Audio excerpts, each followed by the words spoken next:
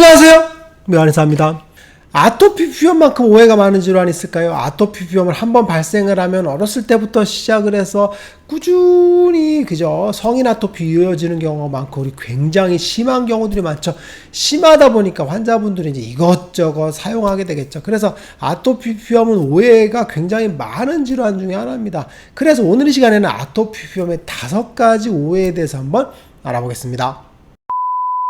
아토피 비염의 첫 번째 오해는 뭐냐면, 환경 오염 때문에 혹은 오염 물질에 노출되기 때문에 아토피가 생겼다라고 이야기하는 겁니다. 이게 굉장히 잘못된 처치를 하게 되는 건데, 무슨 얘기냐면, 환경 오염 때문에 발생을 했으니까 환경 오염이 없는 시골에 가면 아토피가 낫는다라고 생각을 하고, 그리고 오염 물질에 대한 차단만 하게 되는 거죠. 그런데 아토피 비염은 알레르기성 만성 습진이라고 그랬죠. 그래서 시작은 신생아 습진 단계에서 생긴다 그랬죠. 신생아가 깐난쟁이가 피부염이 생깁니다. 즉 습진이 생기는 거죠. 그런데 그 습진이 생기니까 열린 상처가 벌어지게 되겠죠. 그 열린 상처로 인해서 뭐가 들어온다 그랬어요?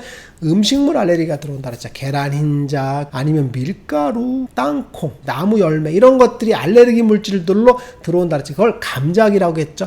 그런데 계란 단백질, 땅콩, 이런 것들이 오염물질인가요? 환경 오염물질은 아니죠. 즉, 피부염이 발생한 것 자체가 문제인 건 맞는데, 거기에서 알레르기 물질들이 들어온 건 환경 오염이랑은 상관이 없죠. 그래서 아토피 비염은 만들어진다 그랬죠. 그래서 신생아 습진 단계에서부터 알레르기가 들어와서, 이 알레르기가 처음에 시작은 음식물 알레르기죠. 근데 점점 진행을 하면서 흡입 알레르기로 바뀐다 그랬죠. 그래서 진먼지 진드기, 곰팡이, 애완견, 이런 것들, 아니면은 나무 꽃가루 같은 것들이 흡입으로 들어온다 그랬죠. 그래서 음식물 알레르기 시작을 해서 보통 5살에서 7살로 넘어가면서 흡입 알레르기로 변해지면서 비염이라든가 천식으로 진행되고, 그리고 성인 아토피로 진행되는 그런 패턴을 보이게 되는데, 여기에서 환경 오염이 관여될 부분은 없죠. 황사 같은 것들이 알레르기가 아니라 진먼지 진드기, 애완동물, 이런 것들, 곰팡이 같은 것들이 영향을 미치죠. 그건 환경오염이랑 상관이 없죠. 그런데 문제는 뭐냐면, 신생아 습진이라는 게 문제입니다. 신생아 습진이 왜 생겼느냐에 대한 문제거든요.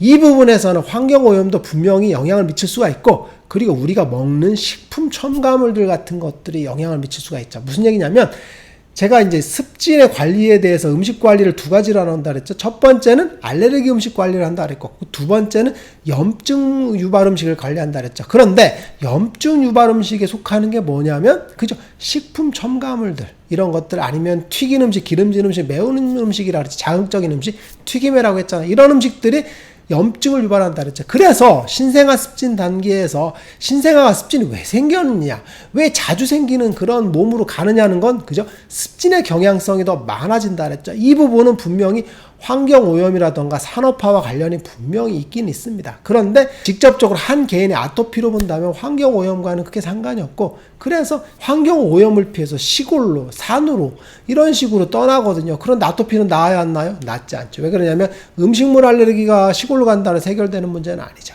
그리고 공기 같은 경우도 마찬가지로 시골에 있는 그런 부분들, 곰팡이 같은 게 더 많을 수도 있거든요. 그래서 더 악화되는 경우들이 굉장히 많습니다. 그리고 아토피 비염의 2번째 오는 뭐냐면, 스테로이드제 중독 현상이다라는 겁니다. 보통 이제 스테로이드 부작용에 의해서 아토피가 생긴다라고 얘기하는 경우도 많거든요. 아토피 비염 자체가 스테로이드제를 써서 발생한다고 보기는 어렵습니다. 무슨 얘기냐면, 신생아 습진 단계에서 스테로이드제를 안 써도 아토피로 가는 경우들이 대부분입니다. 즉, 스테로이드를 안 썼는데도 아토피가 됐어요라고 하는 경우도 굉장히 많거든요. 실제로 스테로이드를 안 좋게 생각해서 어렸을 때 신생아 습진 단계에서부터 스테로이드 안 쓰는 분들이 많이 오세요. 그런데 안 썼는데도 불구하고 소아 아토피가 지속적으로 되는 경우들이 굉장히 많거든요. 즉, 스테로이드를 안 써도 아토피로 진행하는 경우들이 굉장히 많다 이겁니다. 그래서 스테로이드 중독 현상, 그리고 스테로이드 부작용에 의해서 아토피가 생겼다고 하는 건 잘못된 이야기라고 보시면 될 것 같아요. 그렇지만 스테로이드를 많이 썼을 때 아토피가 더 만성화되고 더 낫지 않고 지속되는 것, 그리고 치료에 대한 기회들이 사라지는 건 맞는 얘기일 수 있어요. 그리고 3번째는 아토피 비염을 치료할 때 이 얘기인데, 명현현상이 발생을 하면서 아토피는 낫는다라고 얘기하는 것도 잘못된 이야기 중에 하나입니다. 무슨 얘기냐면 명현현상이라는 건 스테로이드 리바운드랑은 분명히 다르죠. 스테로이드를 쓰다가 끊으면 증상이 심해지는 건 스테로이드 리바운드고, 명현현상이라는 건 스테로이드 안 썼을 때 치료를 시작했는데 갑자기 심해지는 걸 명현현상이라고 하죠. 명현현상이라는 건 낫기 전에 일시적으로 악화되는 걸 명현현상이라고 하거든요. 그런데 실제로 치료가 잘 되면 명현이 발생을 하지 않습니다. 그냥 좋아집니다. 왜 악화됐다 좋아져야 되냐?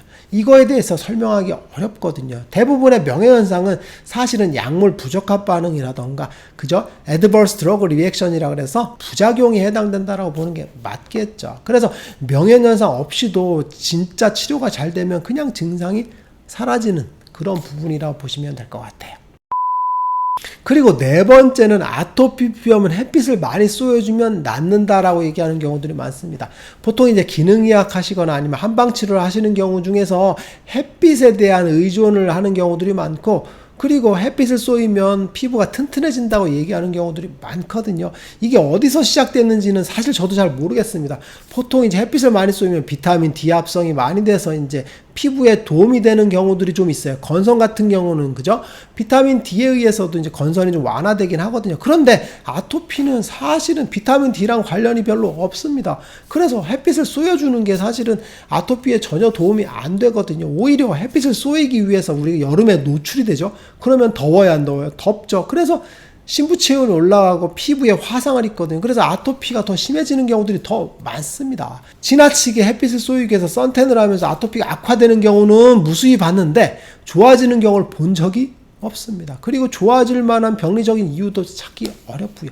그래서 아토피는 햇빛을 쏘이면 좋아진다라고 하는 건 사실은 잘못된 이야기 중 하나라고 보시면 될 것 같아요. 그리고 다섯 번째는 제가 누차 얘기 드렸지만 아토피 피부염은 땀을 빼서 치료되는 게 아니다라 그랬죠. 가끔 아토피 피부염이 이제 땀을 빼면 땀을 흘리면서 피부가 사실 시원해지는 경우들이 많거든요. 이런 게 이제 목욕할 때도 아토피가 너무 가렵잖아요. 그럼 뜨거운 물로 지지는 분들이 계세요. 지지면 어때요? 잠시 그죠? 가려운 감각들이 잊혀지게 되겠죠. 그래서 제가 관문이론이라고 했잖아요.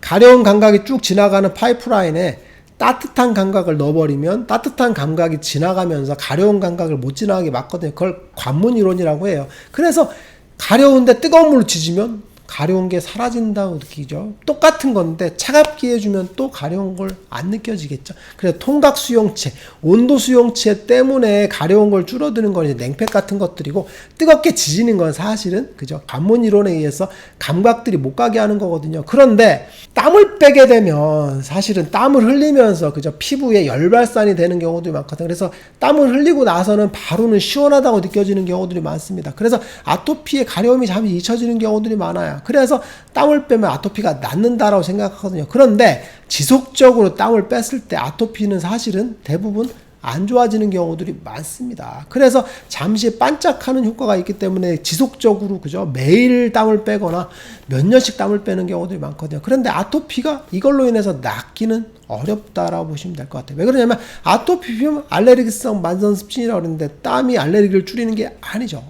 그럼 만성습진을 줄일 수는 있지만 일시적인 경우들이 굉장히 많죠. 그래서 아토피 피부염은 땀을 빼서 낫는다고 생각하는 건 잘못된 이야기다라고 보시면 될 것 같아요.